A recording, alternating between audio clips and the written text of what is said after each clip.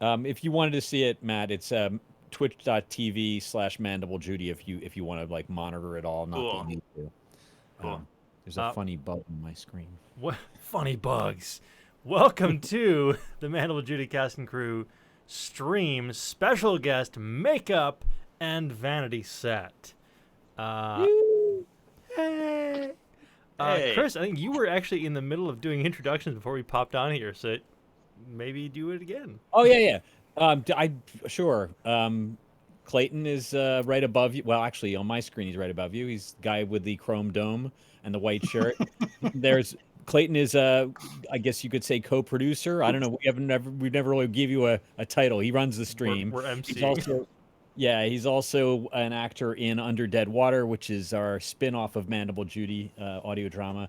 Mike Hall is a voice actor in both Mandible Judy and Under Dead Water. And Glenn will be is also a voice actor in Mandible Judy and will be one in Under Dead Water very Hell soon. yeah. Ooh, all Who right. who you Yeah. Awesome. do we know? Can you say? Oh yeah, he's just gonna play Hedgie again. Basically, reprise his role Oh as fuck Hedgie, yeah. the musician Oh from. wait, so I wasn't the only survivor? I thought I was the only Bring survivor. on Reggie. No, no, pretty much everybody survived. It just you all went Well. separate ways. I mean, well, Except for one person the didn't. children at the birthday party. Yeah, they didn't do so well. That was wouldn't call that Spoilers. survival. Yeah. So, If you haven't listened to the first 10 minutes. right, yeah, exactly. Chomp, So, chomp. Matt is with us tonight. He goes by Makeup and Vanity Set. He's one of my favorite performing musicians. He's really fantastic to see live, and equally amazing on recorded media. Matt, welcome. Thanks for having me. Yeah. Your video's frozen for me. I don't know if it's frozen for you guys. Yeah, it's frozen it's for frozen everybody. as well. Let me turn it off and turn it back on. Yeah, that That could work. always works. It worked. Ta-da. Yes. Nice. Hooray. Thank you. I'm dying to know what the etymology of your stage name is. So I started making music when I was in high school. Got really into trackers. That was kind of my first foray because I was as a 16, 17-year-old living in Cleveland, listening to a lot of Warp Records, a lot of Aphex Twin, and just wanted to make electronic music, didn't know how, had no money. So trackers were like, Impulse Tracker was my entry point, which was great. It kind of taught me the ground floor kind of, sampling, also kind of chiptune and making the most out of the least, I guess is the way I would say it with Impulse Tracker. But I always was just trying to make weird what would be considered IDM music at the time, and did that for years. And I would put out music under the name Makip, which was Mekkip, which was just a play on my initials. And it just sounded weird. And at the time, I think I was just really trying to be Autechre or Aphex Twin and just named everything weird names. And it was like, it's just kind of the jumping off point for me. And so when I got into college, I started playing shows around town, and I would play a lot of like just weird stuff. And somewhere around my junior or senior year of college, I started shifting more into making, I guess, what would be like more synthesizer based music. And I ended up shifting gears, and I was kind of trying to figure out, like, should I pivot? Should I have a different name? How should I how should I approach that? And a friend of mine said, well, Makeup sounds like makeup. And then it sort of took off. And another friend, we were all kind of sitting around in this, like, I think we were in like the kind of the student union, like eating food or something. And they were like, oh, it's kind of like Makeup and Vanity Set, And it just sort of was like, okay, well, that sounds absurd. And Perfect. And at the time, I mean, this would have been 2003, 2004, somewhere around there. And I kind of appreciated it because it didn't sound weird and goofy like a lot of electronic music. I think there was this pressure to have some kind of future leaning name or Yeah. something like that. And I appreciated that it sounded more like an emo band to me, and I kind of like that because I'm the furthest. It's just one person with like laptop, and I was Yeah. like, I kind of love that. And living in Nashville, the the the way that I maneuvered was I would always end up playing shows with rock bands anyways, because there was not really an electronic music scene. I mean, not to the degree of like going to New York or going Mhm. to another major city. Nashville was much more rock bands. I mean, and Nashville gets a rap for just being country music, but it's really there is a lot of music here. But at that time, there really was not a lot of electronic music. So Mhm. um, it was cool because I could go get onto bills and people would be like, oh yeah, Makeup and Vanity Set. It's like sounds like Death Cab for Cutie or something ridiculous. Yeah.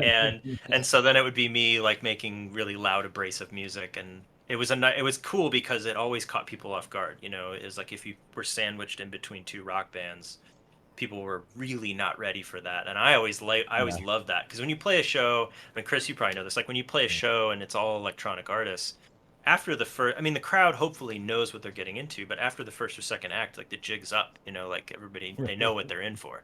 And Mhm. so Yeah. it's really hard to catch people off guard at a show or a festival because um, there's so much of a similar, through line for it. Yeah. So yeah, at the time it just kind of clicked and I hung on to it. And the ski mask was also part of that. It was like it was a way for me to be theatrical on stage. I always tell people now, looking back, that I'm sure there's a lot more Freudian business going on there as well, like just the idea of hiding behind the mask and all that kind of thing. But I Yeah. think that um, looking back, there was definitely a time in my life when I was like, man, I wish I'd maybe spent more time thinking about the name.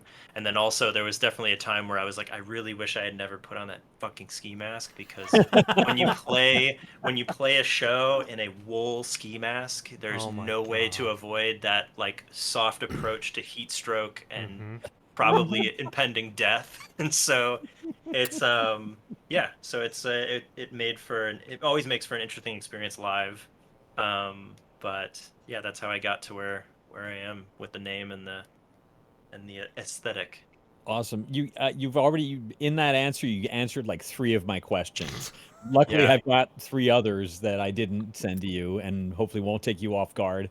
sure. But let me just say real quickly, just kind of to because I didn't really do much of an introduction, just so people know, if you guys don't know Matt's music, Makeup and Vanity Set .bandcamp.com, is that correct? Yeah, that's it. And makeupandvanityset.com. Hmm.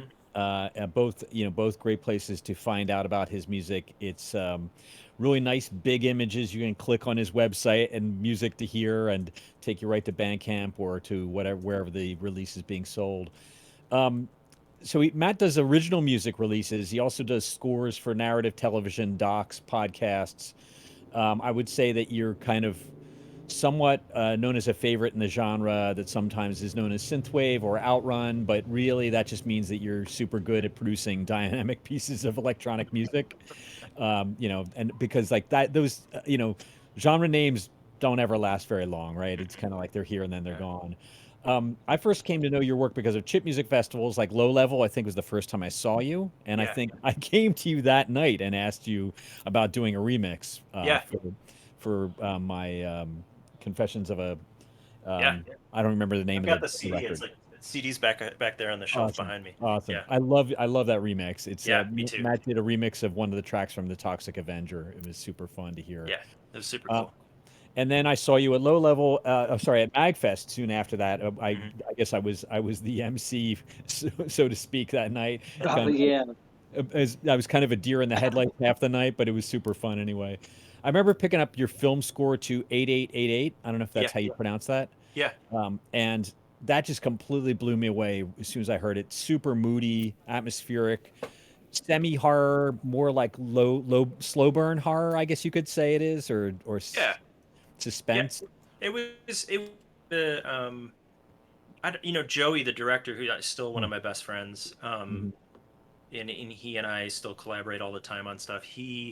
I don't know that he was really aiming for any specific thing out. I mean, I think if he asked him, he'd probably say he was probably really more attuned to science fiction and Right. just trying to.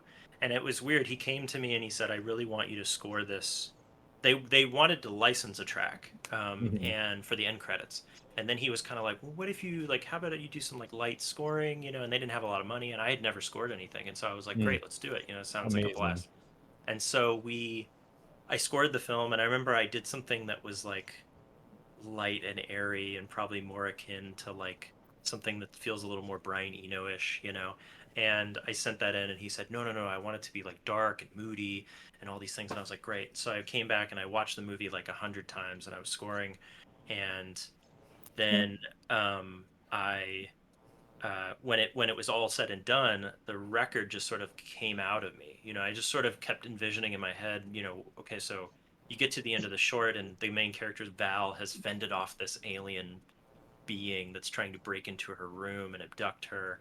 And I kept thinking, okay, so what happens now? You know, like that was and Cool. that's really where the record. And in my head, it was funny because afterwards, he and his writing partner, they wrote a treatment. They wrote an actual feature script for it and went out and pitched it.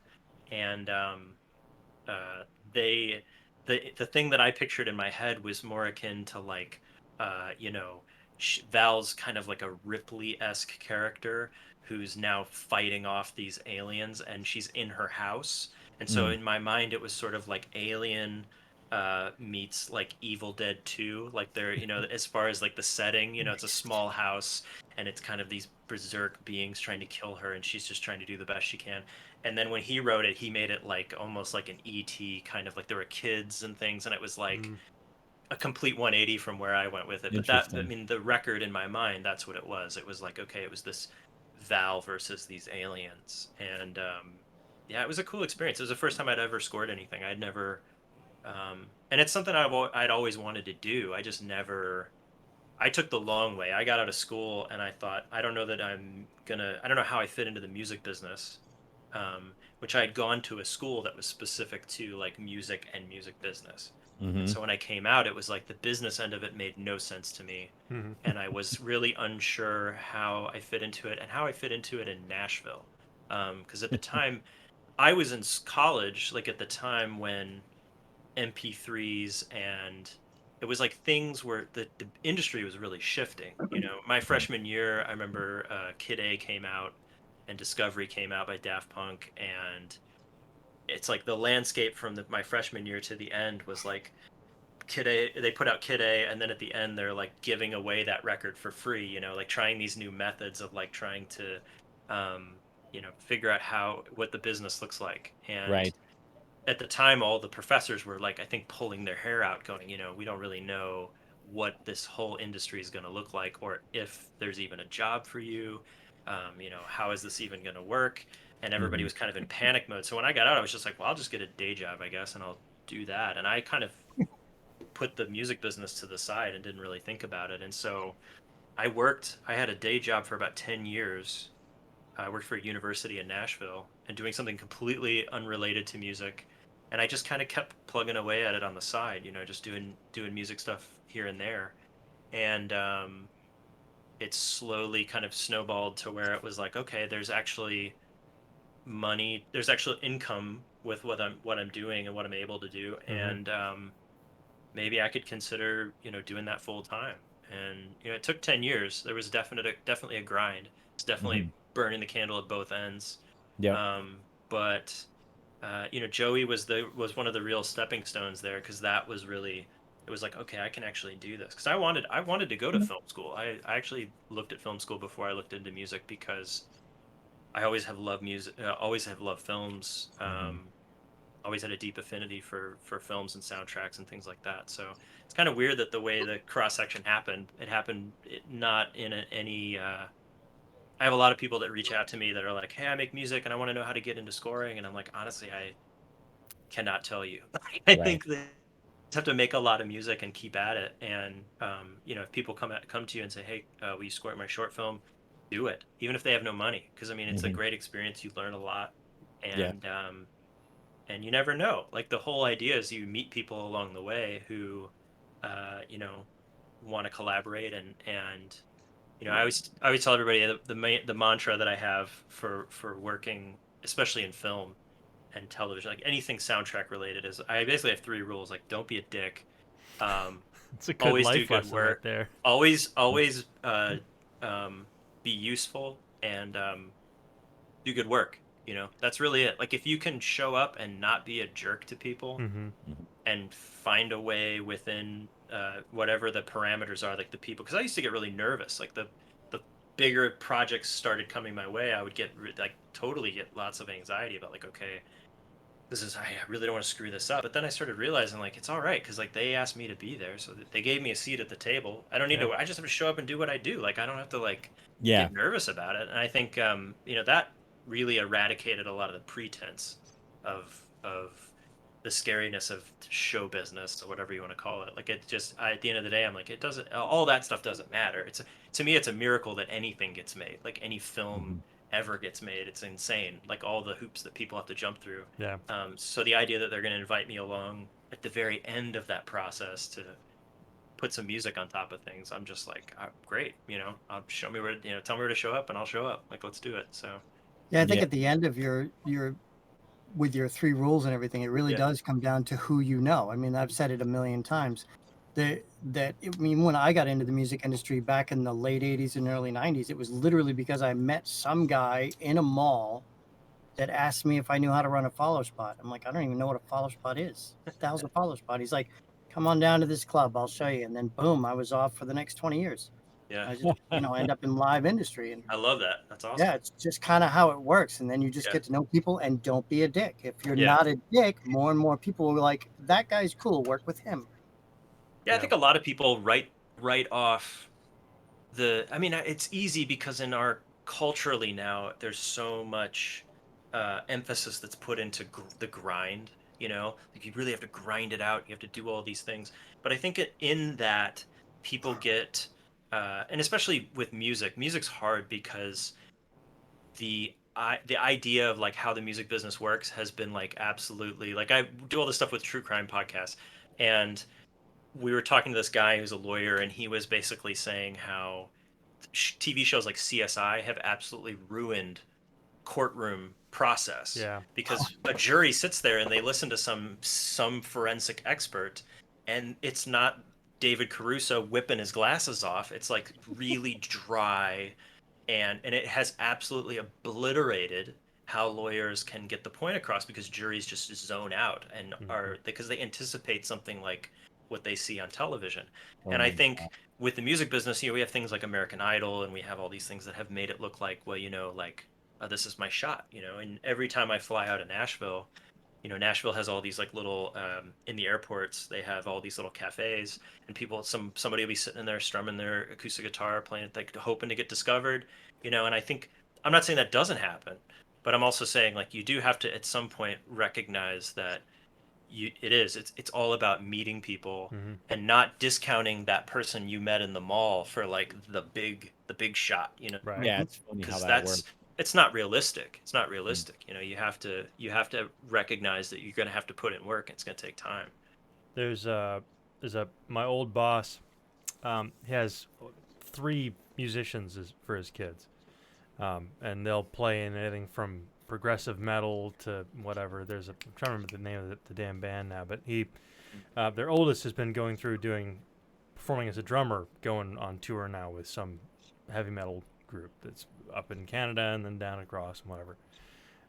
But their youngest absolutely has this American Idol mentality. Like, no, I need to go fuck the man, ironically, and I'm going to go, play whatever I'm going to play, because it's just going to happen for me that way. Meanwhile, he's a tremendously talented musician, and Dave, my old boss, is like, just go session with people. Make money doing... I don't want to be a sellout, Dad. You're not being a sellout. You're getting paid to be a musician. What the fuck do you think being a musician is? How old is he? God, he's 25 now. Yeah.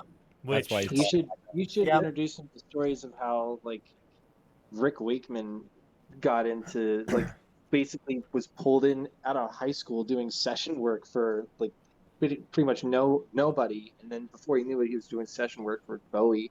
A lot of jazz guys, rock guys. That's how they got in. I could not be there. I wish I remembered the damn name of the guy, but there was a super famous guy who came in to because he was working in a music store, came into his music store just to get like more drumsticks.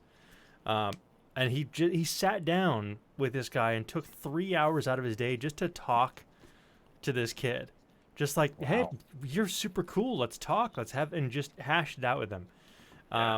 And was saying all the same things, like, just get in, just put in work. And by the end of it, he's like, no, I mean, whatever, he's successful, but I'm not going to do that. I mean, you can't, I don't know. I've always thought of it as, it comes back to the first rule of like not being an asshole. Like, I think you want to give people due diligence, especially people that are talented or like good at what they do. And then you just kind of put in your 2 cents, and then, I don't know. It's weird. I can't, it's funny because I've met more people, especially in scoring. I've met more people that get into a situation and there's two schools of people in that business. There's people that have a clear vision that are like, this is what I want to do. And then there's people that are like in a position to make something who maybe don't have a ton of confidence, and who are like, and I think that I've met a lot of people who are doing very big projects who don't have a lot of confidence. And I think that it's it's something that takes time, I think, but it's also like you just have to keep your feet on the ground. I think it's easy to start to float away and get caught up and overwhelmed by the idea of like, making it or whatever. And I always just go project to project. I'm like, it's not my goal is really just to show up. I consider myself very lucky. I get up and I make coffee, and then I make music, and that's my job. And I love that. Like, it could be a lot worse, And so I sit and I think about making music, and that's all I really worry about. I don't really think about, I don't try to, the past, right before COVID hit, I got an agent in LA for scoring work. And that's been nice, but I also like I like that a lot because it means I get to think about the business end of it even less. Yeah. Because there's somebody else that can do that and like worry about contracts and talking to people. I don't have to do any of that, and I'm very happy about that, because the business part of it is always what I'm. The only time I ever really get like super annoyed is if something happens, if I'm trying to make music and something happens that is just really outside of the realm of the music, that is preventing me from working. It drives me nuts, because I'm just like, oh, it's like when you have a computer problem or something. You're like, Yeah. You just reminded me too, when you were speaking about how it took you 10 years of having a day job. The question that comes to mind is that I was, doing live sound, and I started out like as a performer, and then realized I could make a hell of a lot more money on the industrial end. And I wasn't really into electronic music until like the early, almost mid 90s. Somewhere along the way, I had a roommate that started playing Quadrophonia by Quadrophonia over and over and over again. And I told him, if I start to like this song, I'm going to punch you. And eventually I liked the song and had to punch him. But now I really love electronic music, but there was a huge downswing. So I'm kind of curious, do you think that it was possible that the reason that it took you 10 years was because the industry was trying to solidify into something that we could work with over that decade, because it was in such a flux? The live music scene was down, the electronic scene was up, but there wasn't a whole lot of work for that live. I think it goes beyond the genre. I think that really, because it's interesting. Like I think it was 2 years ago. I have a good friend of mine. I'm getting to the age now where I have friends who I went to school with who are now like teaching music to like kids. And this guy teaches at a magnet school, and he was like, I have this. There's like a track.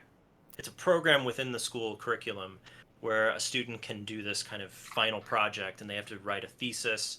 And this kid was really into electronic music, and they were like, hey, he's like, part of his curriculum requirement is he has to have a quote unquote mentor. And he's like, you make a lot of electronic music professionally. Like, would you mind sitting and talking to him? And I was like, sure. I was like, why not? So I go and I meet with him, and he makes all of his music in this app on his phone called Oxy. And in the app, you can write all this stuff, and I downloaded, checked, because I was like, I want to check it out. So I'm checking it out. It's very intuitive. like worlds beyond the stuff that I had at his age. I mean, I think Mhm. when I was at his age, it was like Impulse Tracker, and then my freshman year of college, I got Reason, the very Reason 1.0. Yeah. Yeah. And in this software, he could make an entire track, and he could export stems Mhm. from the thing. He could export it as an Ableton session, or he could just render the WAV file and upload it directly to SoundCloud from the app. And what was great about it was, I mean, aside from me looking at the stuff and thinking like, oh man, I'm officially a boomer. Like it was more like I looked at it and thought, this is an indispensable tool. Like Yeah. the phone in your pocket is more powerful than the Intel PC family, the Gateway family PC I had Yeah. that I started on. Yeah, this isn't Um, Fruity Loops anymore. no, and it's but also the avenues were there. Like he has this supply chain for his music now where it's like SoundCloud, Bandcamp. Like Bandcamp didn't exist when I started, and Bandcamp's an indispensable tool to musicians now. Yeah. And so I think in the 10 years there's technology based like signal flow based signal path. It's like you can make a piece of music in your room. I can put it on the internet easily and get it out to people, and then I can upload it myself to Spotify and Apple Music and every place, Mhm. and everybody has access to that. So, which is another crazy thing. I personally mourn all the kids that will never experience a record store. I mean, don't get me started on that, but Sure. but And I also appreciate that everybody has access to literally everything. I would have killed for that when I Mhm. was younger, because I would be digging through bins in a record store trying to find something from Warp or something from, whatever niche label I loved. Um, and now you have all of that at your fingertips at Yeah. any given moment. And I think that's awesome. I think it's reflective in a lot of the pop music that's out today. There's so many things that just feel like a melting pot Mhm. of influence, and I think that's great. I'm all for that. I think and so I think the 10 years was really about technology catching up to a place to let independent artists get their stuff out there, um, to where people can hear it. Because for me, my trajectory was really making records. The first thing I ever put out with a label was 8888, Telefuture Records in California. It was a couple guys when I started. They reached out and said, we're interested in, at the time, they really wanted to put out Charles Park. They were like, we really want to do like a box set of the trilogy, and that would be great. And at the time, I was like, I don't know, I don't want to do that, but I had this other record that I just finished, and it was 88. And I sent it to him, and they were like, well, we like this, we'll release this. And I was like, great. So they put it out, and that was kind of the first moment where I had more reach, I guess, because they had a little wider reach than I had. I mean, it Mhm. wasn't great, but it was better than what I was doing. And then from there it was like slowly putting out music, and synthwave at the time was also emerging. It was like a new Mhm. thing. It was really kind of starting when I was doing the Charles Park records, and then I remember the Kavinsky record came out, and that was really when it started. It was like Kavinsky happened, and then Drive happened, and the movie Drive, and that's when it really split open. Mhm. And Yeah. um, and there were already, I mean, Bloghouse was a thing. It was like all these like kind of new electronic emerging artists like Justice and things like. But they were all reliant on blogs because it was like Yeah. that was the network system to get it out. And even then, I was like, I didn't have I think when Justice first records came out, I don't even think I had an iPhone yet. Like it's wild to think it's not that long ago. It's No. No. kind of intense to think about the sort of trajectory of technology. That's. Um, Oh, sorry. yeah. Go on. That was No, go Hetty. go ahead. That segs nicely into the question I was going to ask earlier, which this is a better seg into it. Um, how much would you say? I mean, obviously, your music has been described as a lot of things, synthwave being one of them, outrun, Mhm. electronic, dance music, various other genres. But how much is the label of a genre a hindrance, and how much is how useful is it to you to promote and to reach an There's audience? there's like this ongoing kind of it's almost like a meme at this point on Twitter where people keep saying synthwave is dead, Right. Yeah. and I've then a seen bunch of people argue about it. And I that. think I It's don't kind of know. like it's kind of like this generation's version of Avril Lavigne is a punk. Yeah, exactly. I think. Well, I mean, I remember waltzing. I remember going to the mall as a kid and going into, like in the Great Northern Mall in Cleveland, where I grew up. In the food court, they had an arcade in the corner, Mhm. and then they had a record store beside it called Record Den. Had a big neon sign. It was amazing. And I used to go in there and I'd dig through the bins, and they'd have, they had a section for electronic music, but then the dreaded, as the stores became these chains moved in, like HMV, I think was one of them, and Tower Yeah. Records. Yeah. As they'd start rolling in, you'd go in, and it's like you'd see electronic, and then beneath that there'd be like 500 subgenres. Mhm. The really really intense, the super anal stores were the ones that just had like subgenre to death. Yeah. And I remember going through and just being like, I don't know. I kind of has I will say from a business standpoint, producers and studio people definitely pigeonhole everything. So if you come to the table and they're like, "Oh, you made this synth thing," then they're like, "You're the synth guy," Right. which for a long time I think was not a good thing. And then Mm. Stranger Things happened, and then everybody was like, "We need the Yeah. synth guy." We're So the synth guys. we can't afford these synth guys, so we'll get you because you're a synth guy, but you're cheaper. Right. Um, Right. and I swear, it's like for a solid year, like every pitch was like, make it sound like Stranger Things, and then you'd spend a weeks convincing them that they don't actually want Stranger Things. Right. Because Right. the thing that's tricky, I love those guys. I love Mm. Survive, and I Mhm. love Stranger Things. But I think that like the tricky thing about something like Stranger Things is when you listen to the music, it's more like it's less 80s. I would consider that to be more like a 70s kind of sound. Like it's Uh-huh. more abrasive. And I think a lot of people just see the show and associate the show to their nostalgia, Yeah. which is Mhm. another part of synthwave that I'll get into in a second. But like Right. they associate it to the nostalgia, and so they're thinking about like slap bracelets and trapper keepers and shit, and Right. not thinking about the abrasive ARP 2600 that's like making all these weird sounds and noises and whirring and stuff. Yep. And yeah, Right. that's not what you want. You don't want that. But I think synthwave, I think, was a good way to corral everything and call it a scene. And I think it's a very strong scene. I think there's a lot of great artists. I think that synthwave in the last 5 years has gotten much more diverse. When synthwave kind of started, it was kind of like a boilerplate, like, you know, you'd go to a show and it's like real heavy, lots of white dudes standing around like this, and all the artists. And I think now it's gotten to where there is a great kind of and diverse, and I'm not talking strictly based on race. I'm talking diverse also in terms of musical tastes and influence and things Mhm. like that, which I think is Mhm. really important to any genre. If you Yeah. want to evolve and you want the thing to stay relevant, it has to evolve. You have to adapt or die. Like it's Yeah. just gonna. It's not. Yeah, you can't keep putting a record out every year and slapping a DeLorean on it and be like, here it is, synthwave. Exactly. Yeah. Um, Pink and and blue. Yeah. yeah, and Colors. so I think that it's the genre thing. I've never really adhered to it too much, just because I've always thought the one for me was when I went from '88 and I made the record Wilderness. I was convinced that people were going to hate Wilderness because it was different and it was darker and it was a double album and it was like very personal to me. And it came out and people received it very warmly. And it's still to this day, I'll play shows and kids will show up with Wilderness vinyl and be like, this Awesome. record means a lot to me. It helped me through this time. And I love that. But the lesson I took away from that was that there's this great YouTube clip of David Bowie, and he's saying, "Don't play to the gallery," And I think that's a good mantra to have as well, because it is really easy, especially with something that's so visual based, something like Mhm. synthwave, where it's like everything's tied to nostalgia and the stack of VHS tapes and the look and the feel.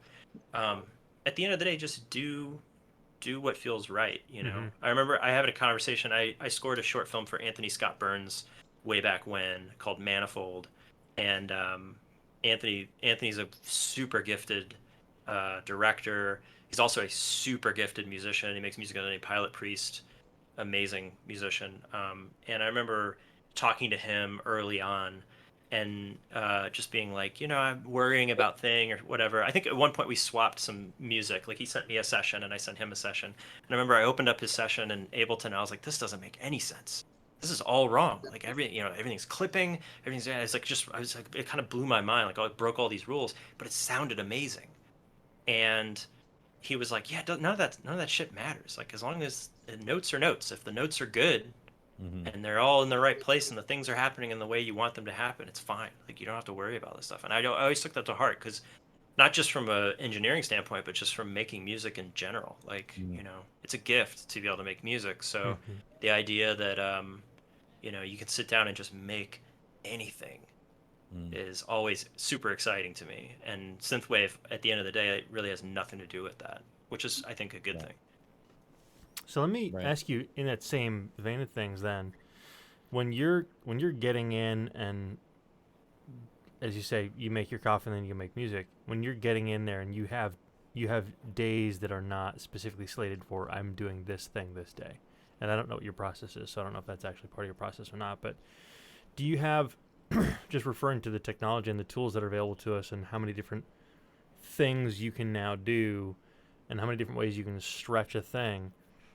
Do you have days you just get in and fuck around and just experiment and try and find a new sound, or find a new, download a pack of whatever and then just play with it?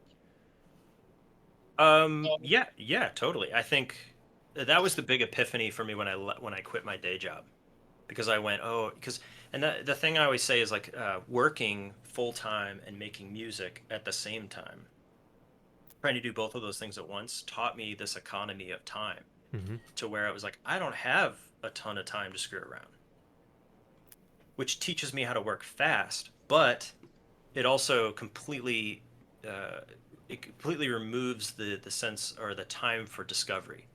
So, if you buy a new synth, you don't have days to sit around and noodle and play around with it. So it meant that I had less time for discovery, and I had to just focus on churning out music, which was taught me how to work fast. But now that I do this full time, for sure, like if I have, podcasting has been a really cool experience for me, scoring podcasts, because before that I had done some film stuff and I had done some TV stuff and advertising. I'd worked with picture, but when they came to me and said, how did you feel about scoring the show? And that was another thing. Like, it was Atlanta Monster was the first one I did for Tenderfoot, and they came in and said, well, it takes place in the late 70s, early 80s, so Stranger Things. And I was like, you don't want Stranger Things. And so that was one of the times I got to do that. But like, I think it was cool, because it was like, I had this. First of all, podcasting is completely different. There's no picture. A lot of times you're working in segments, and it's really about the relationship that you have with what is quote unquote the director. So with Atlanta Monster, Payne Lindsay hosted it. So Payne and I started talking, and we immediately hit it off. We have a very similar workflow. He works really fast, I work really fast, and we also really don't overthink shit. We trust our gut, and we just kind of go for it. And he has a really strong vision, which is something I love about him. It's part of the reason I started working with them full time, is I just really love working on their stuff. He thinks that he comes from editing, so it's like when he edits podcasts, he was editing music videos and directing. So he has this really great ability to say, okay, here's my stack of stuff that's important, here's my stuff that's not important, and he can parse through it. Like, he doesn't get caught in the weeds on it, and I love that. And so, when I started working on Atlanta Monster, I was like, okay, well, I'm gonna have, it's kind of this analog synth feel. So I was like, okay, here's the synths I want to use, and here's the different things. And then when Atlanta Monster was done, he said, well, I'm doing Up and Vanished season 2. Do you want to come and do that? And I said, yeah, great. That sounds perfect. So I went, and that time it was set in this tiny town in Colorado, Crestone. And he said, great, get on a plane and fly to Denver, and I'm going to pick you up, and we're going to go to Crestone together. Oh, nice. And I was like, okay. And so I packed up my stuff, and I had like a little field recording kit, and I flew out, And the next day, these two guys show up, neither of which are Payne. One is his brother, and one's another producer. Payne was already in Crestone. I learned on that trip that all those guys fly by the seat of their pants. So like all travel plans change. You know, he books Last everything. second. Yeah, they do everything the last second. So I'm sitting in the lobby. These two guys come up. They're like, Matt. I was like, who are you guys? And so they were like, we have a car. We're gonna drive to Crestone. Yeah. It's like we go Oh, and God, no. we Not my kidneys. we literally go. We go over. We eat some waffles. We drive 4 hours. I don't know either of these guys. Drive 4 hours to Crestone, middle of And you lost nowhere. all your sense. Bye bye.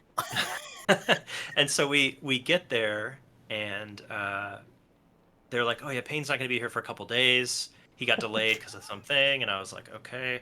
And so then I just started wandering around, and Crestone's this tiny town at the foot of this mountain, and there are all these healing centers and weird mystic religions and things that exist there. So we Perfect. just started going around, and I just started recording all these sounds. And then eventually Payne shows up, and I meet him for the first time. We never met during Atlanta Monster. We did that whole thing over text and email.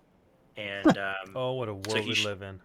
I know, it's amazing. Again, the technology. And so we meet, and I record all this kind of dust and grit in Crestone, and then that becomes the soundtrack to Up and Vanished. And that was really, after that, he was like, what would you think about being our in-house composer? And I was like, sign me up, because this is an experience I have never had before. You know, you literally go to the place and record like, it's like the earth of Crestone is in that soundtrack, and I love that about it. You know, it was such a great experience. And yeah. Speaking of the technology, sorry, go ahead, Chris. Go ahead. Well, it's funny. It's funny you, Matt. You mentioned the analog synth, because I definitely hear it in Up and Vanished, the podcast soundtrack. But there's a lot more strings and piano in there too than a lot of your work, which is cool. So, how did that? Where did the strings and piano come from? Was that something you came up with because of your visit to the town, or? I think in the end, I would come back to, because I always looked at it and I said, okay, so when he brought me on for Atlanta Monster, you know, he was familiar with my music as Makeup and Vanity Set. And so when I did Atlanta Monster, it was like very synth based. And then when we did Up and Vanished, it was like, and I'd never had any pushback about, and I never even considered the idea that, like, okay, maybe this exists outside of the wheelhouse of Mabs. Maybe this is something different. Maybe we should call it something different. It wasn't until I got an agent where they were like, you should use your own name because studios are not going to understand Makeup and Vanity Set, which is partially true. And I think that, you know, I never really thought about it. And so when we did Up and Vanished, I just put, because that was essentially, for lack of a better word, the brand.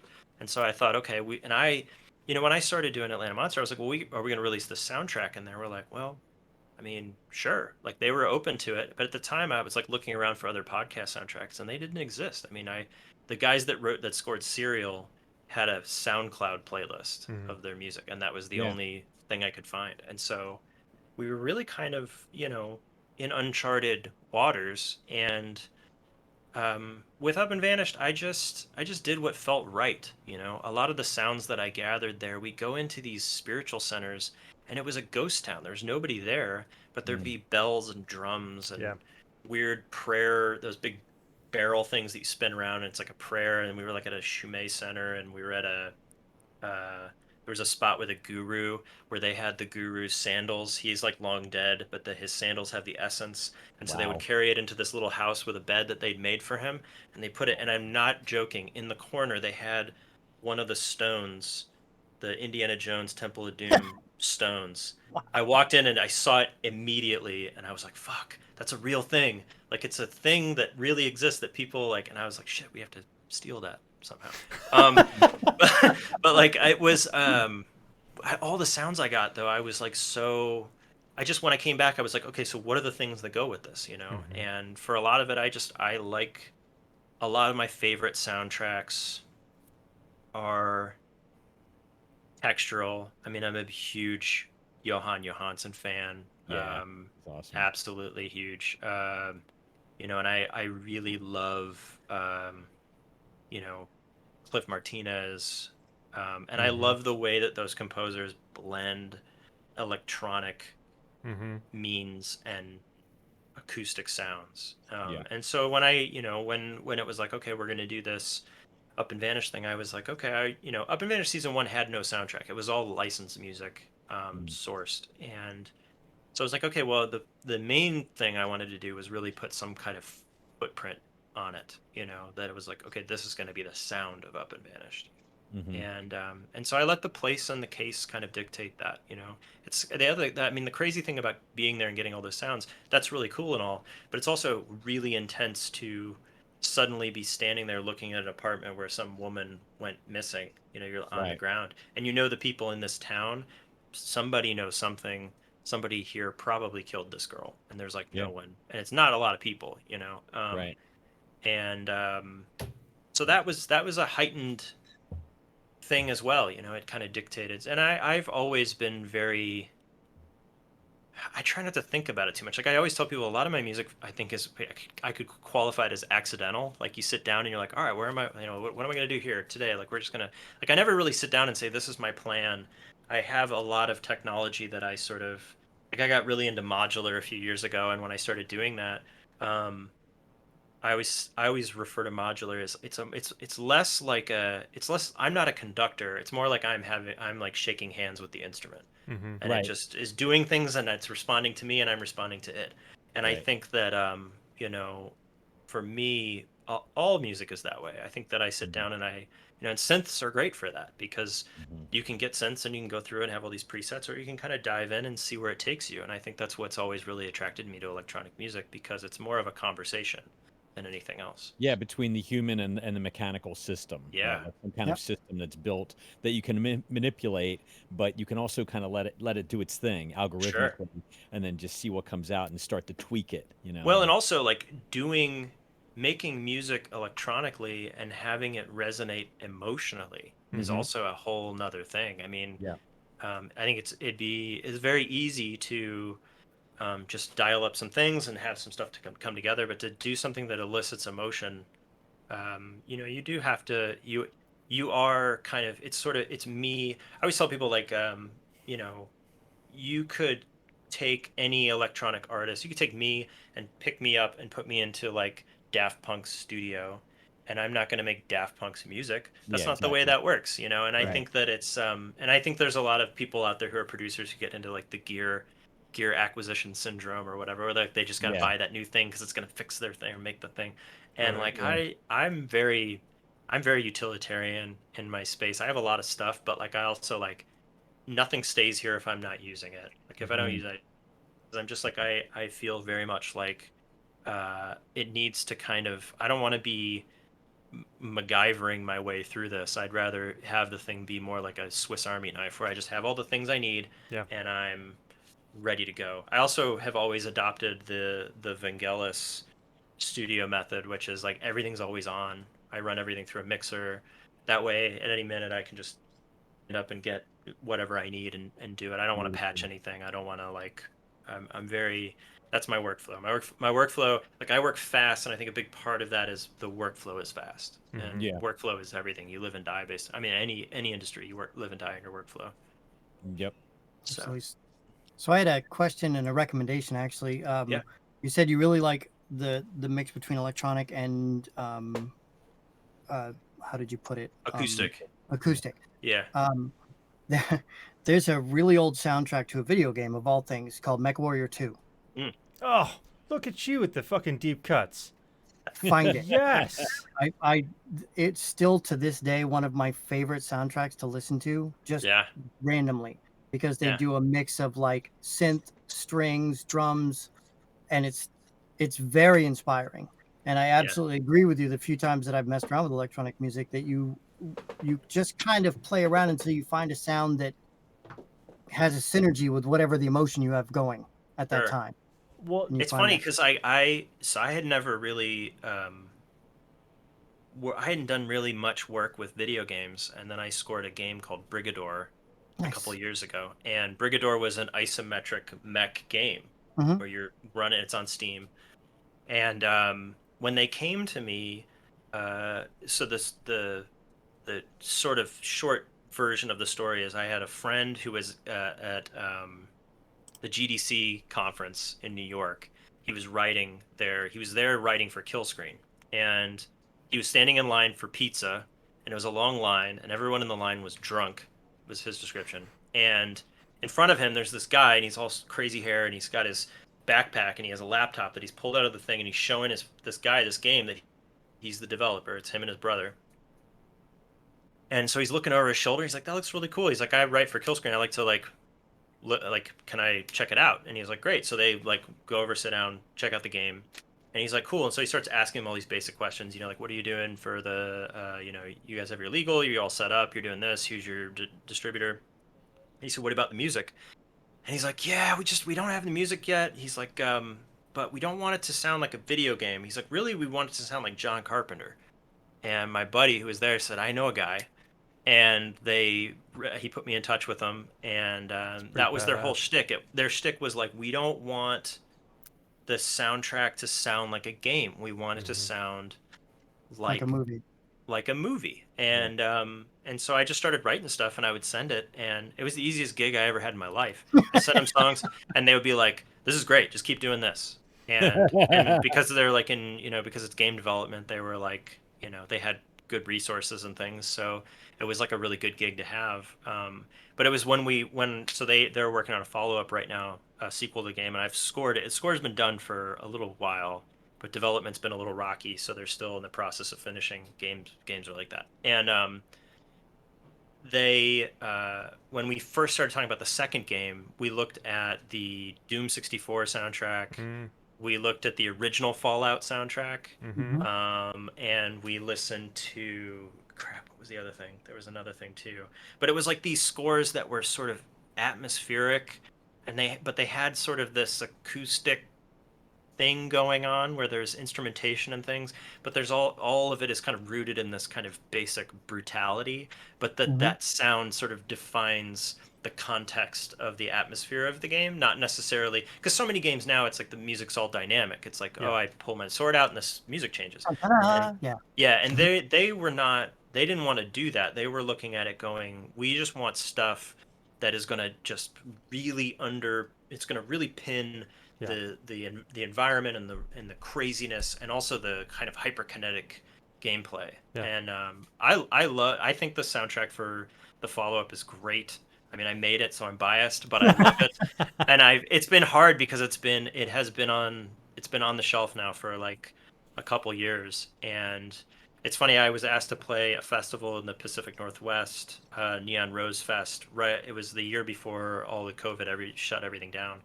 And so I flew out there, and it was a show in Seattle and a show in Portland, and I just played all music from that game. Nice. Was like everybody loved it, and it was the best feeling. And I was like, this is so great, because again, it's a synthwave festival, so it's like, okay, it's going to be a very specific kind of thing. And this music that I was playing was like more like Nights or Ebb. I mean, it was like hard, kind of industrial. I mean, it was like mean, and they were into it. And I was like, great. It's like it's as the guy with the synth music, it's like you go through the process of like making and I would make like a record like 88 to perform that live. My whole aesthetic, like the ski mask and everything, doesn't really jive with that record. Like that record's more so it's like in a way it felt like I was finally catching up to the aesthetic. It was like, all right, now I have music that fits this sort of menace of what it looks like, and so I think it felt like this kind of nice synergy. And it was great because I played those shows, and then COVID happened, and I haven't played any shows since. And so it's been this weird. It's been hard. I have a lot of friends who are touring musicians. It's just been really tough. Really tough time. A lot of people have gotten down on that. My question had originally kind of cycled back to the technology that we've all been talking about, and I wanted to know if you also thought, because I kind of think in the beginning of my career in the live music industry, I started out, just the regular club circuit, and then ended up, with some of the more professional stuff. But I got to know a lot of the industry's kind of bigwigs behind the scene, as far as, the record company people. Sure. And a couple of the record company, you get to see some of the sheets, the spending sheets, the money sheets. Yeah. And that was when I found out that record companies are this huge authoritarian, like they give the artists, like for every sale that one CD that's like, $16.99, they get like a nickel. Yeah. and all the rest of it goes. So I'm wondering if maybe the technology, with all the independent people able to put out all their music, able to just be out there and have a voice, is what kind of brought that whole regime crashing down. Like, when's the last time you really heard of people being signed by a record company? Oh no, I mean like it's funny. Like there are some out there within the genre that I operate in Mhm. that are sort of more like I've had labels come and offer me like a 360 deal, like just like a which is really archaic. I mean, Mhm. not to mince words on it, I think it's really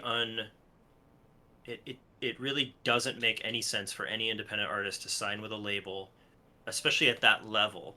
Like maybe if like Universal Music Group came to me and said we want to release your record and we want to have this, I would go, because the thing that I think a lot of people misunderstand about record labels is that the record labels should, if you're an artist and you're on a path and you're trying to get some and you're trying to make music, you have to ask yourself, what is the label bringing to the table?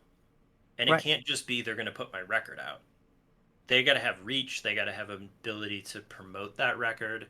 Are they going to help you tour? Are they going to help? Like, there's a whole myriad of things that you have to consider. And I think that for a lot of people, and I'm in the minority in that I went to school for that I went to a school that overlaid music business, and so I saw all of that stuff. So I came out of it and I thought, I know better. Like I know better than to, if somebody comes to me and says I want to offer you a deal and I want to own your brand for 3 years and I want to do this and I want to do that and it's going to be this many records, and I'm sitting there I'm going, that's not, it's worthless to me. I'm essentially shackling myself to this business, and that's, but it's not really inherently beneficial to me.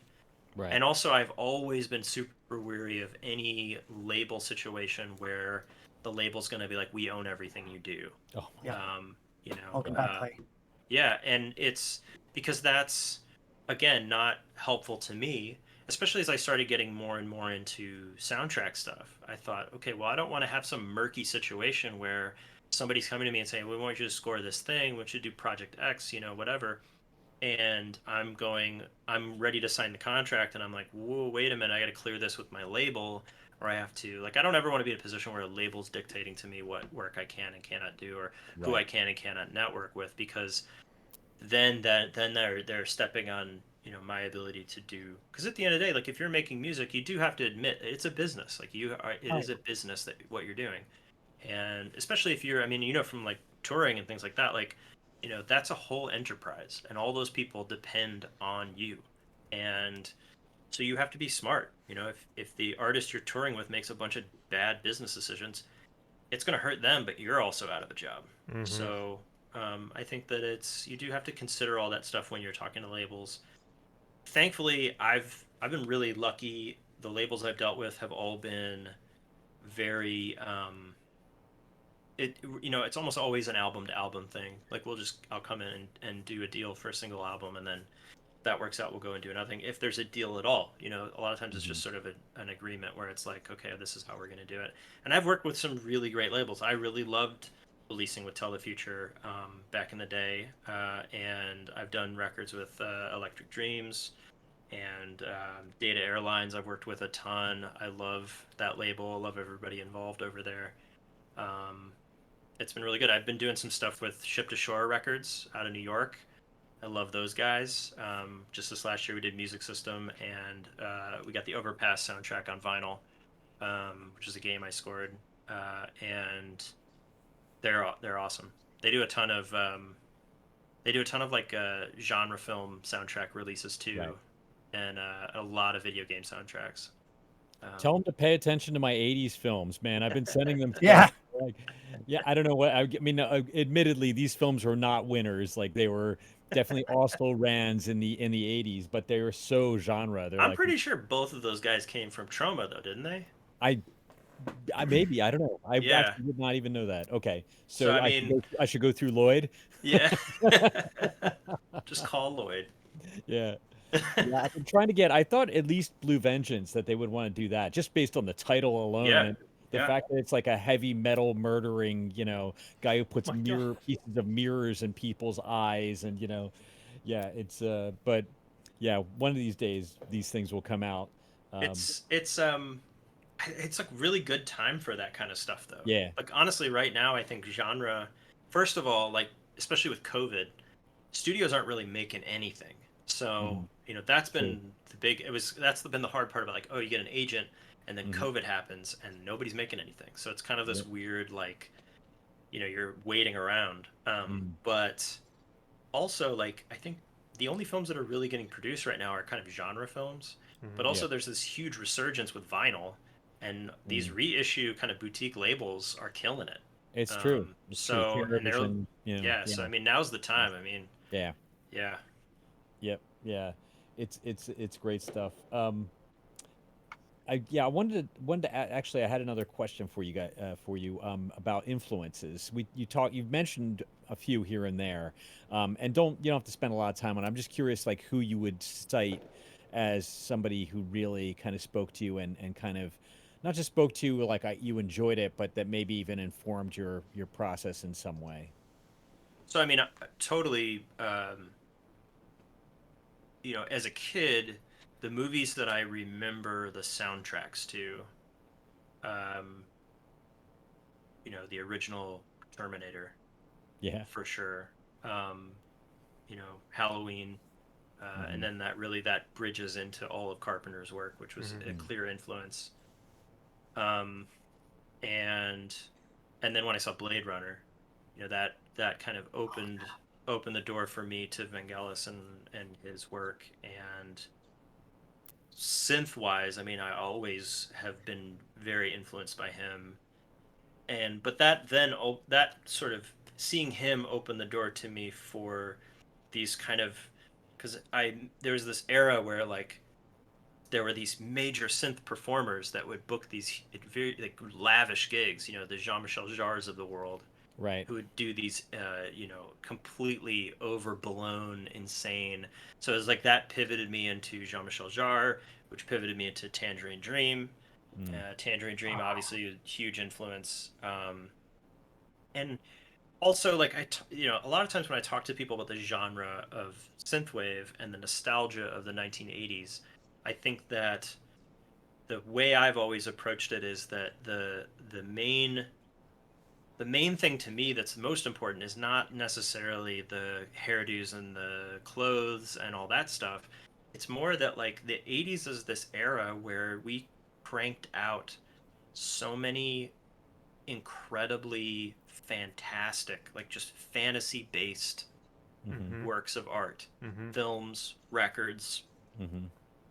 And I believe that all of that is rooted in this idea that the 80s, you had the AIDS crisis, you had stock market stuff going on, you had Reaganomics, you had all these crazy, you had this era, the Cold War, where people are suddenly confronted with, rapidly expanding technology and rapidly expanding industry and a whole bunch of bad vibes. And so they were Hmm. just sort of trying to escape, and so they Mhm. made all these great movies and this great. And so I look at that and I'm like, to me, it's less about trying to emulate, what would be quote unquote popular in the 80s and more about responding to, it's more like the fight or flight, it's like things are hard. And so I'm going to bury my head in the sand and make this music and Mm. escape, A little escapism, yeah.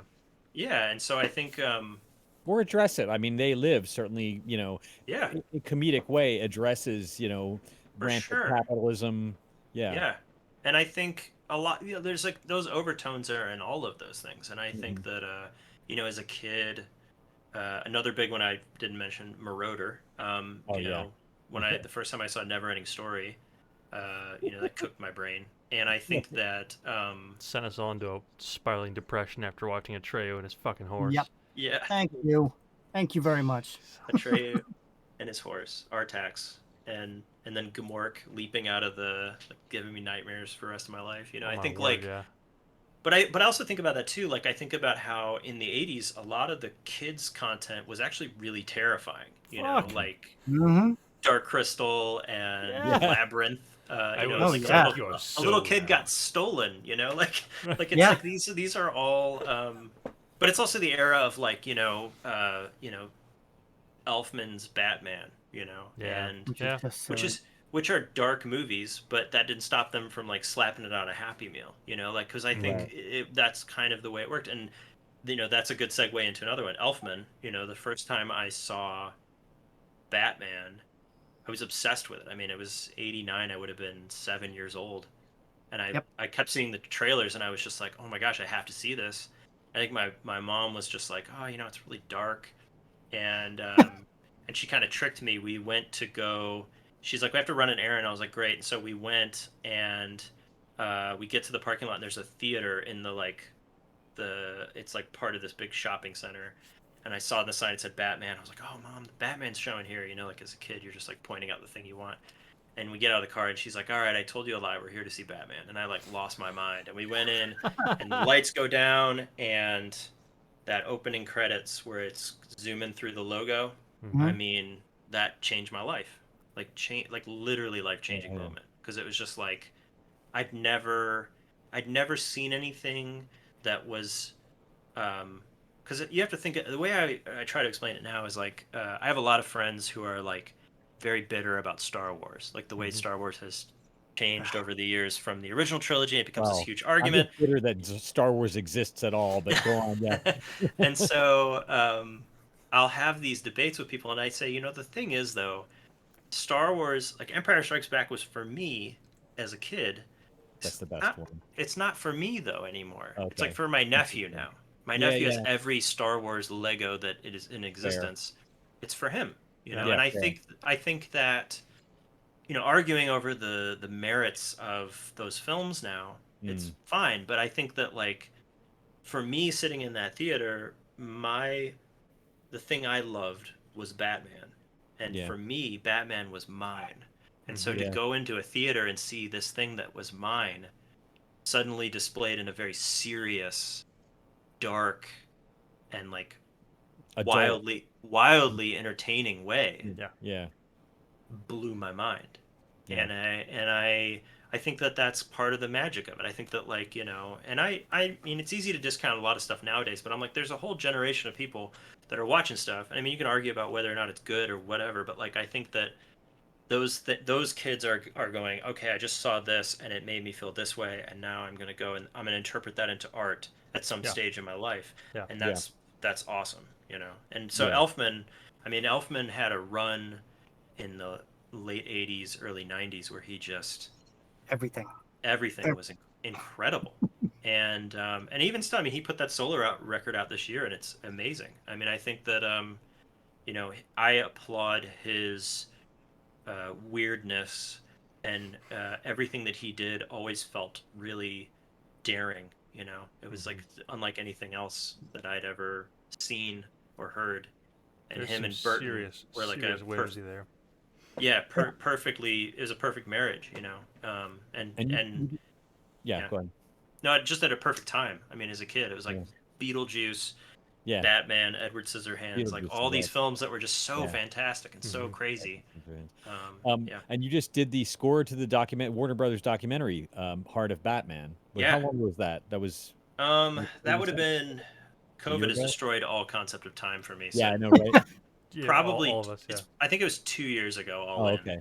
And that was a weird story. Like the guy who directed that, his name's Alexander Gray, and he was an executive at Warner Home Entertainment, left and became a content creator. He's like directing and putting together stuff as supplemental content for Warner Brothers for like DVDs and so whatever. He would handle all the extras and all the bonus content.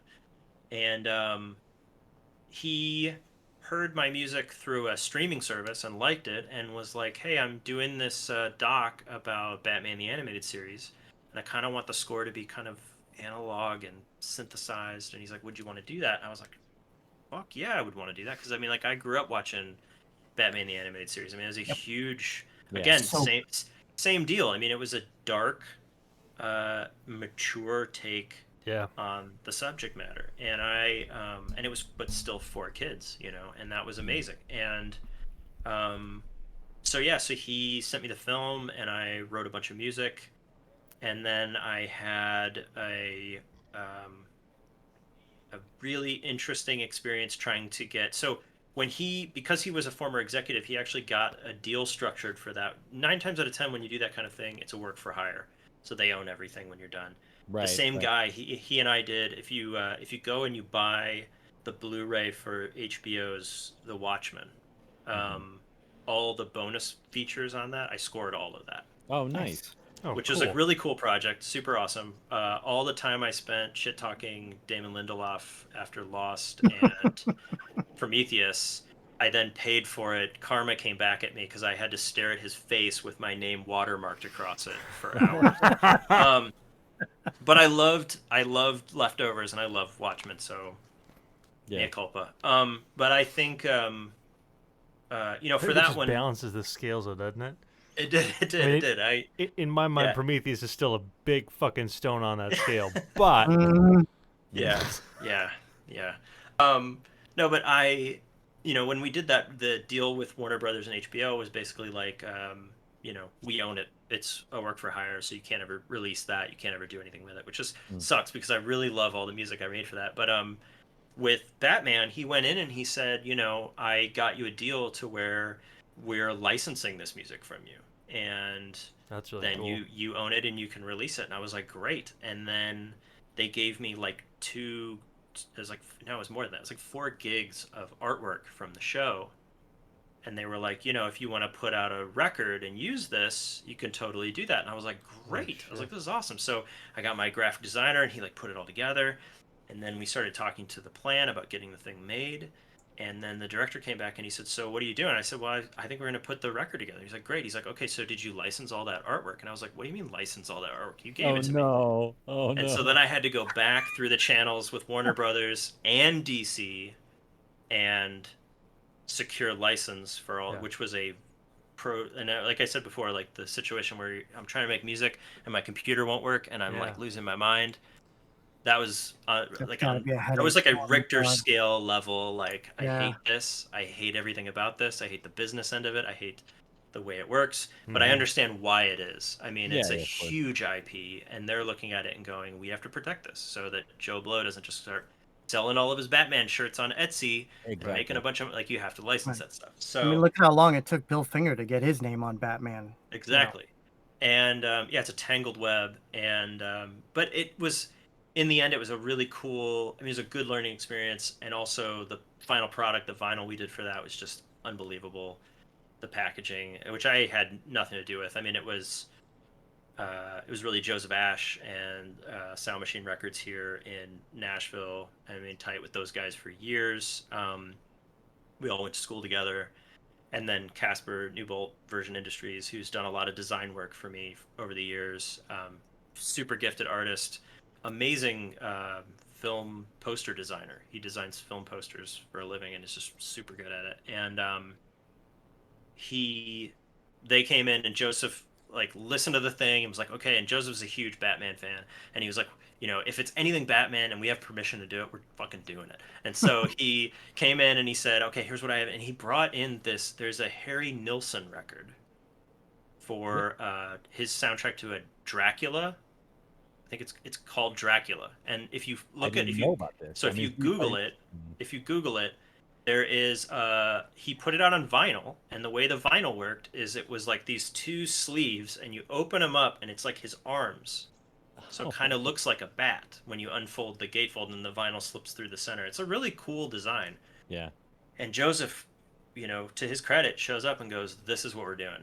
We're gonna do this, but it's gonna be a gatefold that opens up, and then it has these you fold out the Batman logo, and then everything is frames from the animated series." That's And then slick. we did this big, Dude, yeah, it that's was awesome. amazing, very expensive to do, but like very totally worth it and beautiful. And he's a genius from the marketing end. And this is what I was saying. Like, when you work with a label, Joseph and I go back a ways, but Joseph's wicked smart when it comes to merchandising.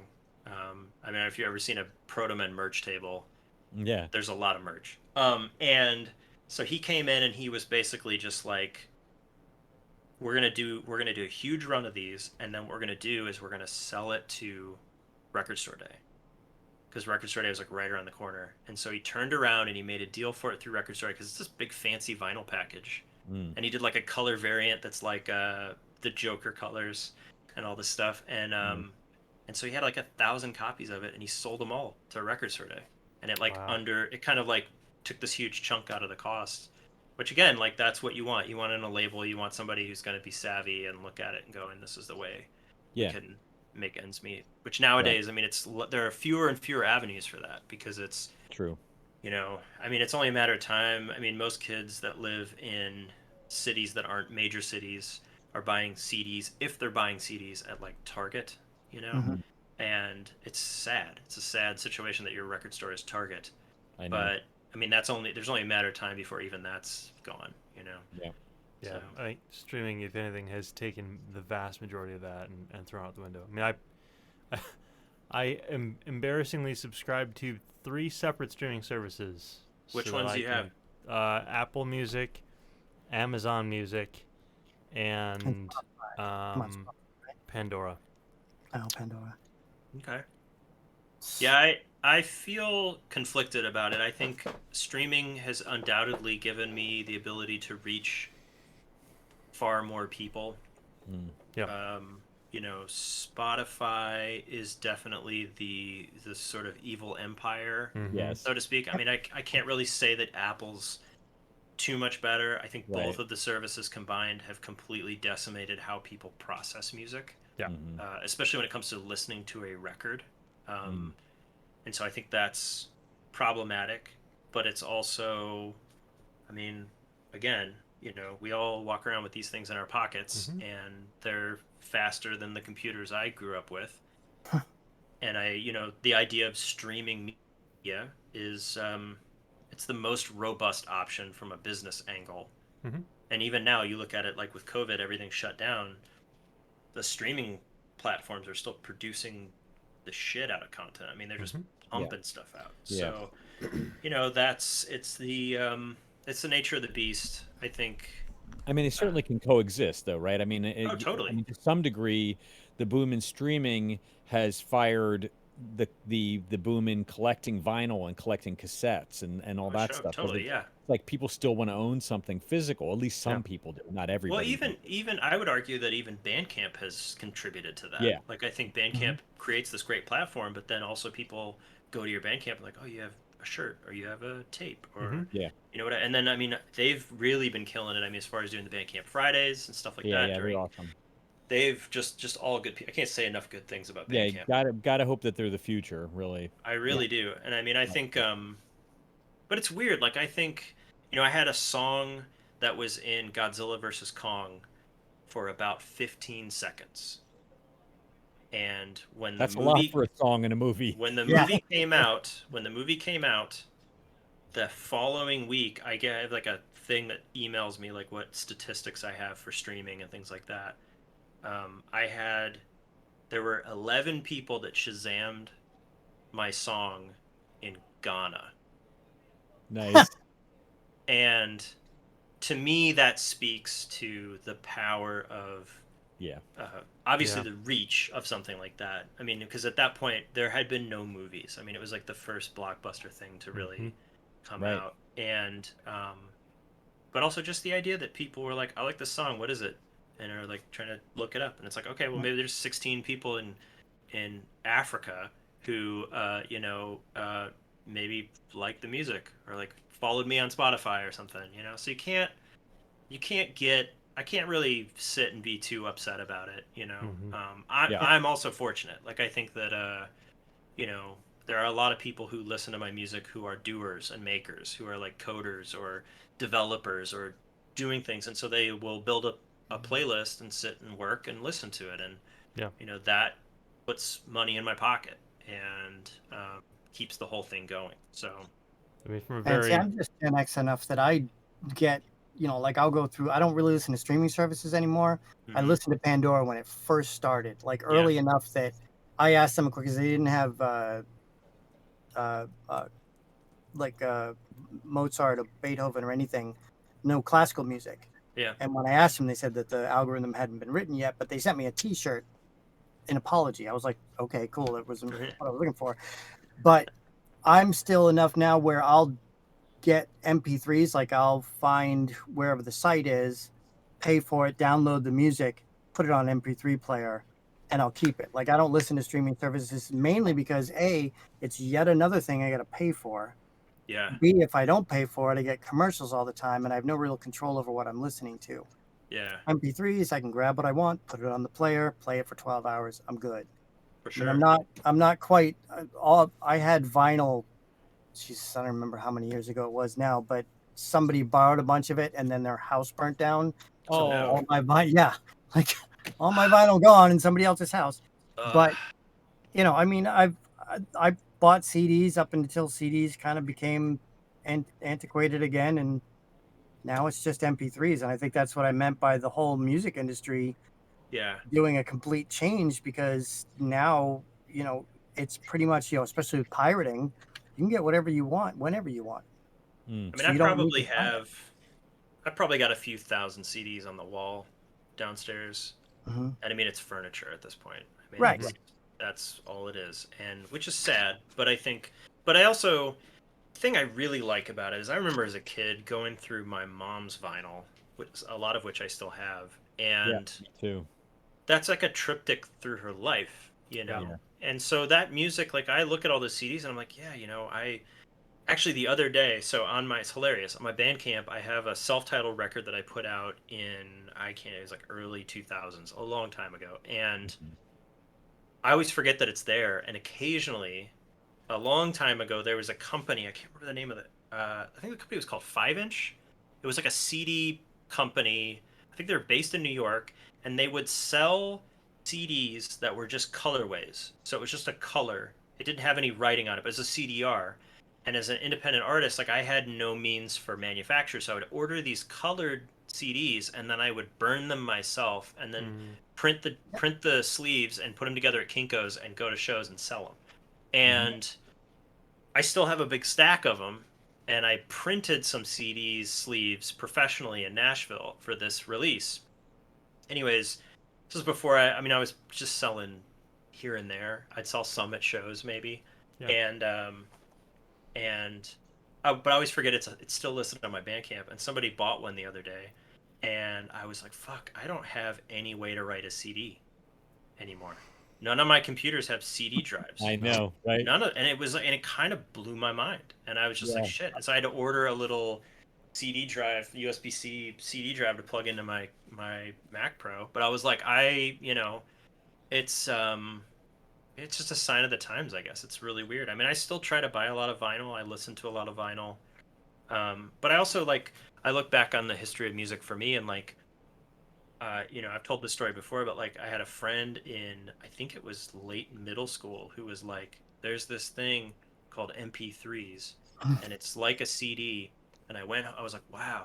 And I go home and I get on Alta Vista because Google's not a thing yet. And I type in MP3, and the first little blue hyperlink that pops up, I click on it. It's some guy. It's like a co.uk website, and it's like a GeoCities site. I mean, it's like a piece of shit website, but it had these links, had like a few links, and so I just clicked on one, and I grew up in a household that had two phone lines, one for the internet, and so because my dad was like savvy like that, and I left it up on my, I don't know what it was. What was it, 58? What was the K? I can't even remember now. The modem year was speed. it? This would have been, I graduated in 2000, so this would have been like early you're 90s. 14.4, like 48 or 56. 56. 40, yeah, 52K was one, at some point, or 52. Well, it was it was like 28, and then 28, I can't remember. right. Yeah. Right. So Yeah. so I had the dial up, left it going, went to school, come home from school, it's just finishing. It's like a 3-minute song. But the things that I clicked on to download from this guy's shitty website ended up being Around the World by Daft Punk, 2 tracks by Square Pusher off of Hard Normal Daddy, and then Aphex Twin. Nice. And all of those, and by chance, all of those illegally downloaded MP3s changed my life. Yeah. Because I was just like, because I remember the first time I listened to Square Pusher, I was like, I know what these instruments are. There's a bass, there's a drum Mhm. kit, there's some Rhodes, but I have no fucking idea how they made this. Mm-hmm. Like, I don't understand how they move so quickly and how all these things are happening and how is that. Like, Right. I knew none of that. And so that was like the moment in my brain where I was like, all right, I'm gonna stop skateboarding and playing garage bands and I'm gonna like figure this out and I'm gonna like, okay, so how do I sample or how do I do these things? And then that led me to Impulse Tracker and that led me to an MPC and that led me to, trying to figure out how to do it. And yeah, so I will never knock MP3s. I think, Oh yeah. it's No. and that's the thing I appreciate about Spotify or Apple Music or whatever is that there's always some kid that's going out there right now who's about to get algorithmed and he's going to hear a thing that's going to change his life, and Mhm.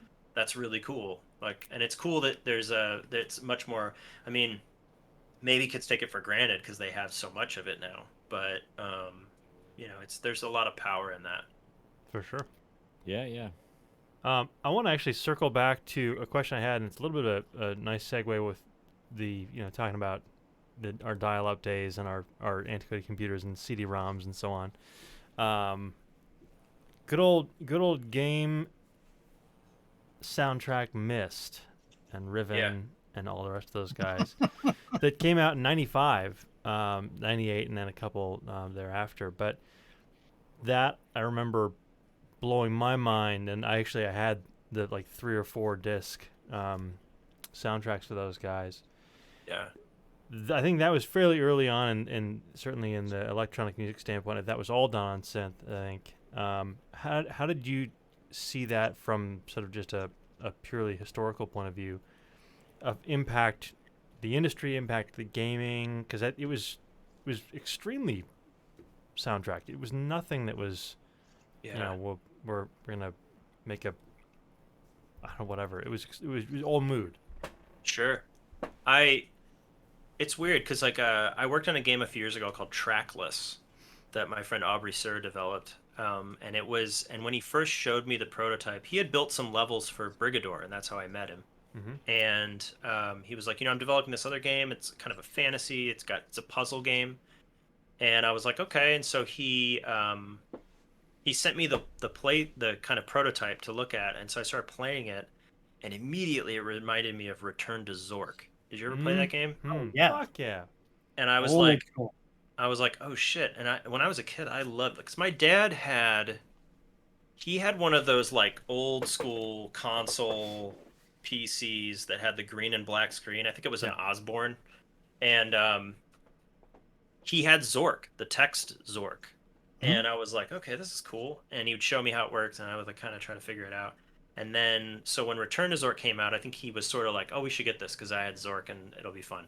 And so we get it. It's like all these sprites moving around, and it's like all jerky and weird. And Yep. because I think we had, I think the version I had came on floppy disks, Yep. if I remember correctly. We didn't have a fancy enough computer to do the CD-ROM, and so, um, but I remember that game had a really it had a really atmospheric score. Mm-hmm.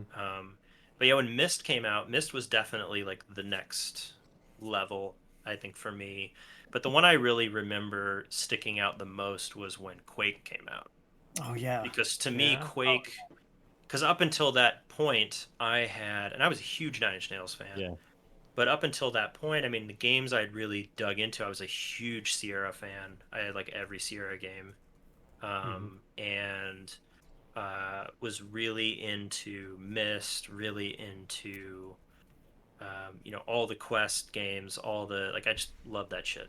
And first-person shooters had just kind of become a thing. And I remember my dad used to come home, and after work he'd play Wolfenstein. I think it was his way of blowing off steam. He's like killing Nazis and like whatever. And so I'd go in and watch. And then Quake came out. And Quake was past, like he's not going to play Quake. But I remember I told my parents, I was like, I really want this. I knew that Trent Reznor had scored it, and so that made me want it even more. And then when I started playing it, I was like, this game is different. in a lot of ways. Like it's a different vibe, it's a different Mhm. atmosphere. I remember the Mhm. sound effects in that game were so like Oh yeah. different. And it was also one of the first games I ever played where it like legit the context of the atmosphere scared me. Mm-hmm. You know, it was creepy. Like Oh the yeah, first time totally. that thing jumps out at you in the like Yeah. second level or whatever, it's like that scared the fuck out of me as a kid. Mhm. And so I think that that one really stayed with me. That really lingered for a long time. And I think, you know, synths it's interesting because like you have if you look at kind of the trajectory of film scores and you see how in the 70s they started to kind of open the door to more mainstream films that have fully synthesized scores, Mm-hmm. you know, thinking of like Sorcerer. yeah, thinking of source yeah, Michael Yeah. Mann, you Mhm. know, Thief and Yep. Yep. you James know, I Caan. exactly. Yeah, James I love that movie. But just it opens the door to that, and then in the 80s it's like this full-blown thing, and then we kind of circle back. I have a lot of friends who are composers who like to shit on Hans Zimmer because Zimmer's like the, you know, he's the leader of the pack and you always have to go after. Yeah. And but the thing is I'm like Hans Zimmer, I mean, I may not run out and get a Hans Zimmer soundtrack or go stream it or something, but you have to respect the fuck out of that guy because he came. If you go back to the OG like Hans Zimmer scores, I'm talking like Rain Man, you know, Mhm. Yeah. that's a Yeah. great synthesized score. And it has Mhm. this great kind of like, I mean, it's like loads of like Wave Station and like, you know, all the old Korg, like M1. It's like these great old digital, you know, Oh yeah. cold, but he did great things. And then he, you know, and then he's like shifting gears and he basically pioneers the whole, you know, Bruckheimer Simpson wailing guitar trope, and then he switches gears again and he does like Lion King, and then he switches gears again and he invents like the whole Brahms thing and movie trailers and all that bullshit. Yes, I know. I know. I I mean, but wish it's he like, had. But yeah. but I mean, like it's this is a guy who has literally made a career out of inventing the thing that becomes the thing, you know. Mm-hmm. And so True. that's that. I True. mean, in a way, that's pretty impressive. And I think, but I Yeah. think if you go back and you look at how those film scores and things evolved, you know, I think in the beginning, especially with games like Myst, I'm sure it was an economy. Like they probably looked at it and said, it's way Mm. cheaper if I just hire this guy who has all the synths in his house, you Our know. friend Robin. Yeah. Yeah. Exactly. Well, like Yeah. it's like you know, Jan Hammer, you know, that dude lived in like a little house in Pennsylvania and was scoring Miami Vice, and they were like fucking FedExing that shit across the Yeah. country. Yeah. You know, which is Of course, wild, but if he had already been in Mahavishnu Orchestra at that point. But yeah. true. True, but I mean it goes to show that I think that there's an avenue of technology. You Mm-hmm. know, Yeah. it's really boils down to the fact that like you know, video games always had this you know, kind of synthesized thing, but it was always by default. It was like, okay, well, we can only fit this much Right. musical data on a cartridge, so it has to be this, you know. And then it's like, okay, chiptune, and then Right. how do you make chiptune entertaining and engaging, and how do you change that? And so then it evolves, and then you know the trajectory from that to like Myst to you know I don't know like whatever it is now like Destiny or you know it's like video game studios have a whole arm of music people that are on their Full blown staff. fucking orchestras. Yeah. Yeah, Mhm. no, and it's exactly what it is, and it's huge and Mm. bombastic, and it's every bit as cinematic as you know. I think about like Cherish Hector and like all the Call of Duty stuff and like that she's done, and like Mhm. Mm-hmm. you know, it's all part of that same lineage. You know, it all comes through, and it's cool. I think it's really cool nowadays because you know you could. I'm a huge fan of Disaster Piece. You guys talked to him recently, Yeah. right? And like Yep. you know, I love that dude. He's great. Yeah. I've had a few He's really interactions with him, but I think he's the thing I love about him is that he's very bright, like you know, super gifted, but Mhm. also he doesn't really repeat himself. He just kind of challenges I know. himself all the time, and I He, think from a composer's point of view, that's amazing. I mean, that's the best thing you could hope for, I Yeah. guess. So right. I'm always, and I love that about him too, because I'll watch something and I'll be like, oh fuck, Rich scored this. Like I'll be like, I didn't realize that Yeah. like I remember I was watching that Yeah. thing he did with Netflix. What was that movie called? It was like they were dropping into like a hot zone to like rob a house or something. Oh yeah. I can't remember the name of I'm it. totally It had, blanking I on the think, name. Yeah, we but talked it was, about it. but he was like, I started reading about the movie. Triple Triple something. not triple something. Triple I can't threat, remember. triple. Triple threat. But Oh, sorry.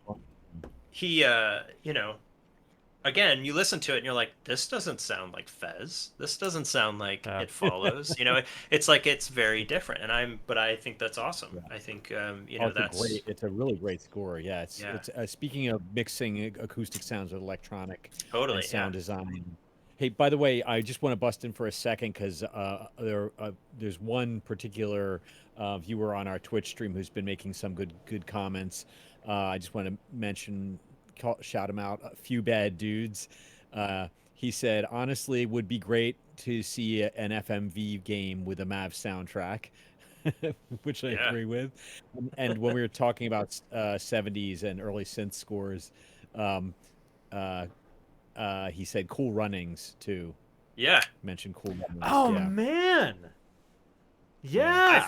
Yeah. There's a lot of good I felt examples in incredibly that. old. I have season tickets to there's a soccer team in Nashville, an MLS team, and so I got tickets to go see the games. And I was at one of the games, and I'm sitting there, and there's some people behind me who are younger than me, and they're talking to each other, and I'm sitting there, and I suddenly realize that one of them is explaining Cool Runnings to the other one, and they're like, no, it's a movie. It's about it's a Jamaican bobsled. bobsled. It's a Jamaican bobsled team, and they're explaining, and the other person's like, "What?" And I was just like, "I'm too fucking old. I can't deal with this. I Yeah. can't deal with I'm the like." I want to help you feel a little bit better here because, all right, so Star Wars 1977, I was 8. I got to see it in the theater. It was my movie, like your Batman. Amazing, yeah. But do you know the sound that the Millennium Falcon makes when it accelerates? Yeah. It's the sound of a bobsled going around a corner at high speed. And it comes from that damn movie. Wow. So Amazing. that's what I think of when I think of Cool Runnings, other than the fact that, I'm over 50. So So they had that the studio had that in the sound effects library because of Cool Runnings. I And then, believe, oh my yeah. God. Well, no, That makes because sense. Star Wars was before that, but I'm talking about the bobsled Yeah. sound itself. Yeah. They had that Oh, in there. that's right. Oh, I got you. Yeah, Cool Star Wars Runnings was in before. the 80s, wasn't Right. it? Yeah, No, it that's was true. 90s. The 90s, yeah. 90s. Yeah. But you're yeah, right. that's a bobsled. Because I Yeah. wore that Right. VHS out one summer. Mm-hmm. Oh man, it's a classic. It's a class. I mean, Mm. shit, John Candy. It We- was Yeah. it was either it was Enemy Mind or Cool Runnings. That Enemy Mind, not Mind. Enemy that Mind. particular So that particular summer. Yeah. Last right in the middle of COVID, I was releasing a record with Data Airlines called Endless Destiny, and we It's did a awesome, video. by the We did a way. video for Yeah. that record called Awesome. Algorithm, and Yeah. my good friend Saman directed it with another guy that he brought on board named Justin Hopkins, who's also just a genius. But the main guy, so if you've seen the video, there's a guy sitting at the desk and he's a hacker and he's like doing all this stuff. The guy playing the hacker is Chris Candy. That's John Candy's son. Dude, that's Oh, awesome. wow. Yeah.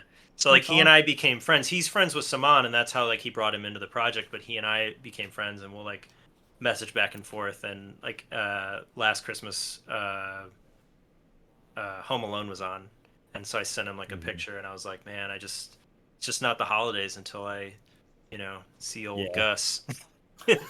Right. But yeah, he's I an love awesome John guy, super awesome guy. But that's my connection to John Candy, the greatness of John Candy. He's That's Excellent. awesome. You talked about, I wanted to tell you really quick, you talked about Trent Reznor, and I actually, short moment, but in like 97, he was playing in Florida, and I was down there, and I knew the production guy that was working backstage, and there was actually a hurricane going on that night, and amazing. there was a freak show that opened up for him. I can't remember what they were called, literally called the Freak Show. Mhm. And the power died like right after that. So Trent had to go out and like when he came back, because he had to go and tell everybody, sorry, power's out, we're not playing. And he came back, and so I got to shoot the shit with him for like, I don't know, 5-10 minutes. That's Just awesome. in my experience, definitely as cool as you think he is. Yeah, I mean, to me, growing up in Cleveland, when I realized they were from Cleveland, I was like, well, shit, like I mean, to me, that was like the biggest thing that ever came out of Cleveland. Mhm. And so I always, and I mean, as a kid, again, it was kind of perfect timing. It was like, I'm a teenager, I'm angsty. Here's some Yep. angsty teen music. Um, and I always loved that and loved that music. And I was really fortunate um, to become friends with Alessandro Cortini, who plays synths in Nine Inch Nails now. Mhm. Right. Really, really good dude, and he was actually the one that kind of got me hooked into modular. So I'm always like, Awesome. bastard. Um, very cost prohibitive. But yeah, I've always just appreciated that there's like it's something again. It kind of goes back to that same mantra. It's like I think the important thing is to always try to stay true to the vision. It's like I was saying before. There's people that have really strong vision, and there's people who are sort of like, the worst gig for composing is when somebody brings you on and they're basically saying to you in a nutshell, what I have made here is bad, and I need you to make it good. Oh, Yeah, yeah. right. It's like the worst feeling in the world. They And never cop to it, but yeah. they won't. They won't ever. Yeah. They never say it that way, but that's Yeah. what they mean. And Yeah. Yeah. it makes for a very hard, because you're not really speaking a common language at that point. It's just a transaction, Yeah. and that's Yeah. never a good feeling. And one of the things I've always appreciated about Trent and his whole thing is that he's very true to his vision and kind of sticks to his guns. And in the music business, I think it's more advantageous to try to network and try to work with people, but also be super conscious of red flags and super conscious of giving up certain aspects of what you're trying to do in the name of Yeah. somebody else. And it's always hard because especially with film and things like that, like, the director's always the one who's the really romantic person. They're the one that's gonna like wine and dine you, and then the producer's the one that's like, well, we can't do that, or I can't afford that, or I can't do it. It's Right. always bottom line. And so I just try to like show up and do whatever fits and try to make sure the director's happy. And but again, I mean, I was coming from a situation where I was coming into scoring from just a dictatorship, just making music on my own for a long time. And so the idea of finally collaborating with somebody else was actually really appealing to me because it was a complete change. Mm. So I dig that about it. I think that's probably why I've spent more time scoring than anything else in the past 5 or so years. And It's just super don't fun. be a dick. It's so Yeah, don't be a dick. and don't be a dick. Don't be a dick. And on that note, let's all go be dicks. No. Yeah, Matt, thanks so much for joining us. I don't want to Yeah. like completely monopolize your Wednesday night, but I really appreciate it. And man, you answered all of my questions. I think all of our questions, and then some. You gave us a lot more Yeah. awesome information and useful to young composers. I think to a lot of it.